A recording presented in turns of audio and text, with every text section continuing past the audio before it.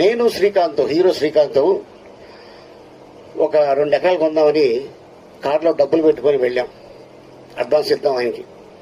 ఆయన ఎకరం 20 లక్షలు చెప్పాడు అదే ఏరియాలో. మాతో పాటు ఒకడు వచ్చాడు. మీకేమైనా బ్రెయిన్ దొబ్బిందా, ఇక్కడ కొంటారేంటి అన్నాడు. ఆ రోజు ఆడు చెప్పకపోతే అప్పుడు 20 లక్షలు ఎకరం, ఇప్పుడు అదే ఎకరం 80 కోట్లు. ఆయన్ని తీసుకెళ్ళడంలో 80 కోట్లు చెప్పకపోతే అప్పుడు 20 లక్షలు ఎకరం, ఇప్పుడు అదే ఎకరం 80 కోట్లు. ఆయన్ని తీసుకెళ్ళడంలో 80 కోట్లు పోయింది మాకు.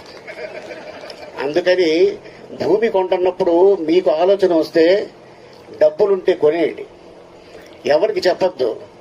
ఎవరికైనా చెప్తే వాడు డెఫినెట్ గా ఏదో వంక పెడతాడు, మనకి లేనిపోయింది టెన్షన్ స్టార్ట్ అవుతుంది బ్రెయిన్ లో.